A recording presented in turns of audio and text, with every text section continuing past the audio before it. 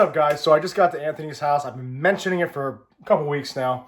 So first and foremost, Anthony works for the same company I do, if you will. We actually met on social media like pretty much everybody else. I hit you up for racks first, right? Yeah. And then Rob moved into my house. And I ended up buying his AR-5540. Then I hit you up for a snake.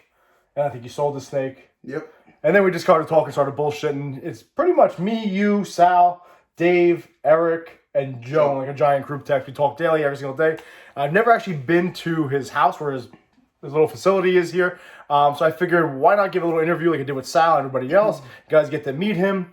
He's kind of low-key, but he has a lot of high-end shit here. So first and foremost, introduce yourself.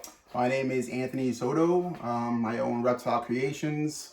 Been in the game for a couple of years, but I kind of stay low-key and I'm kind of underground because I don't have a YouTube, I don't have anything like that, and I still do well, so I always kept it that way. Yeah, that'll work. So what got you into ball pythons? Like why? I know he's got two boas. You got two fire boas, right? Yeah. So you like reptiles. You got sulcata upstairs, you got chickens upstairs. Right. So what made you want to breed ball pythons? Well, first of all, when did you get into it? Started early, probably in 2008, with a pair of albino ball pythons. Had them for a while. Didn't do anything with them. Sold them probably 2009, 2010. Didn't do anything really. 2012, I got the bug again. I bought a fire spider female. How much was the fire spider female back She then? was $1,300. For a fire spider? Just a fire spider. I've heard some stories of people buying spiders back in the day and they were like 15, 20 grand. Yeah, 2012, yeah. Well, I paid like $1,300 off some guy on Craigslist, I believe. Oh, nice.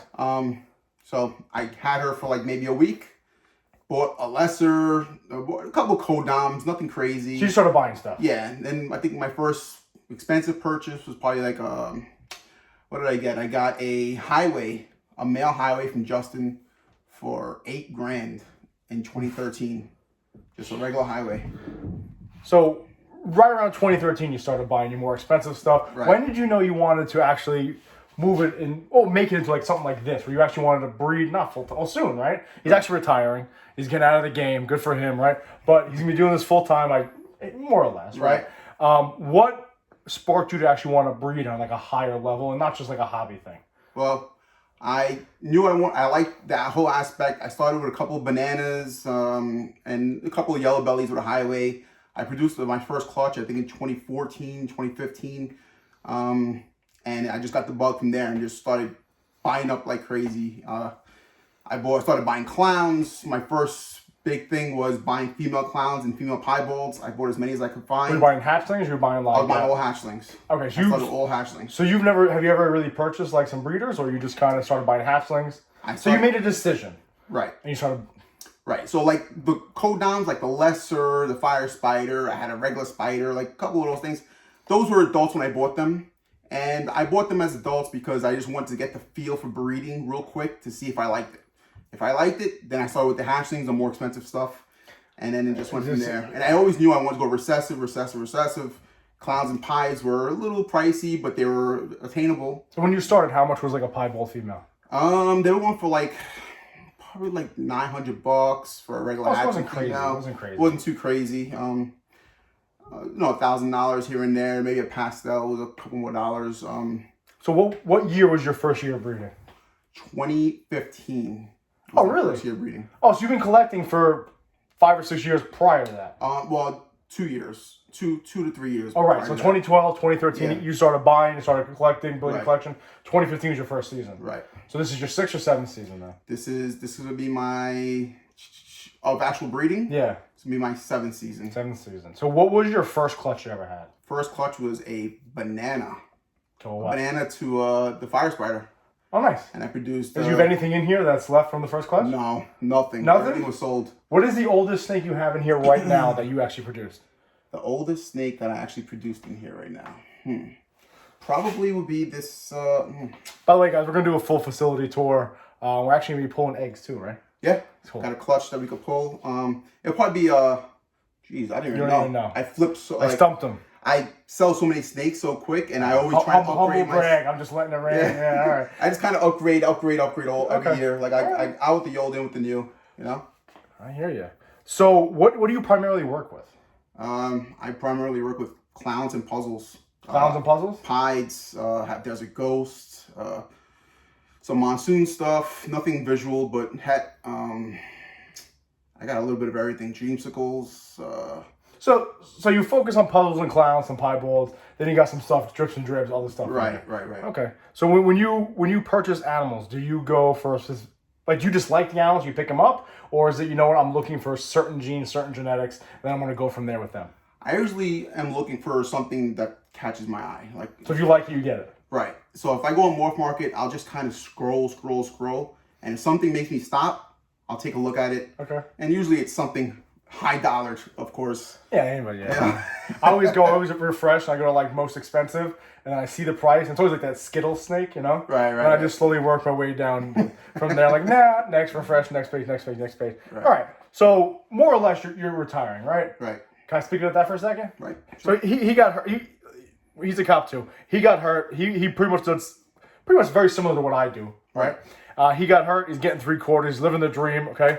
So now that you're going to be retiring, and you don't have to commute your ass all the way into the city, what is the next step for you when it comes to Reptile Kreations? Well, I've had all these animal. Well, this is new, right? This is all new. I had my basement redone. By the way, guys, I'm gonna take I had it all. He's my biggest fan. I just furnished the whole basement. I had this special section made just for snakes. Okay. Prior to this, I had my snakes. It was an open basement, cement walls. It was kind of cold down here. So I always got animal plastic racks because they were fully enclosed and they kept the humidity as well as kept the heat. Now that everything's enclosed, I'm upgrading all the racks. We're all going metal. And so these will be for sale and they're still in good shape. Okay, so the next year you'll see the rack tour or the facility tour. Yeah. He's selling all this shit, guys. So if you want it, hit me up or hit him up, Reptile Kreations. Let's plug your Instagram and shit real quick. It's going to be down in the notes section or whatever, but what's your Instagram? It's Reptile Kreations, Creations with a K, just like that. Have Facebook, Instagram, and I'm friends with a lot of people. I don't have any YouTube. Soon. Maybe soon, who knows? Well, I'll just keep coming by. Yeah. All right, so how many snakes do you think you have in here approximately?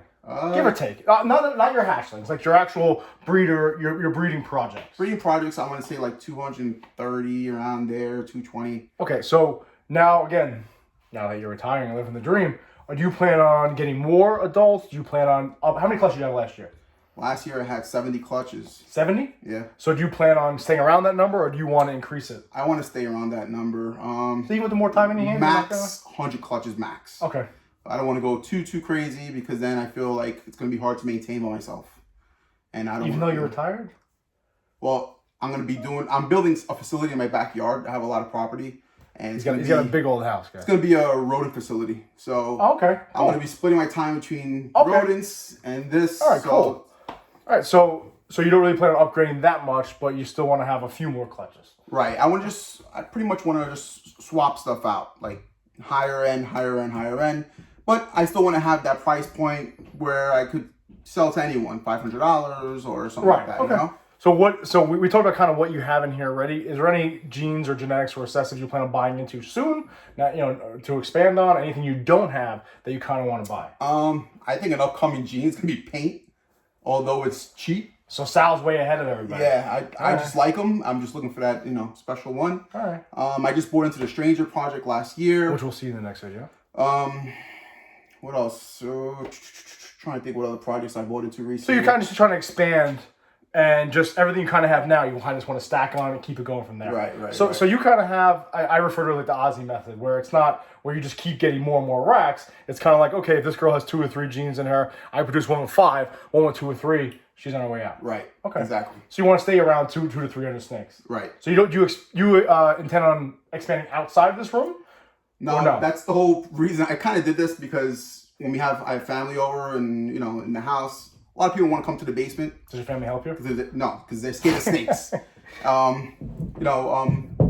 I kind of secluded this room from everything else. That way, in the next room over there, I kind of gonna have the chill area, the bar, the pool table, everybody can hang out. So this is your man cave, and you're staying in your man cave. This is my hangout. All right, guys, listen, this is Anthony from Reptile Kreations. I'm going to have all his Instagram and all his information down below in whatever the notes section, whatever the hell it is. Now we're going to film. We talked about him. We met him. Definitely go check out all his social media. But now we're going to see his entire facility, see a couple of his higher end snakes, and we'll talk about what bedding he uses, talk about the racks he's using, and what upgrades or changes he's going to make in here. So until next time, guys, listen, I really appreciate it. Be safe. Please remember, watch your six.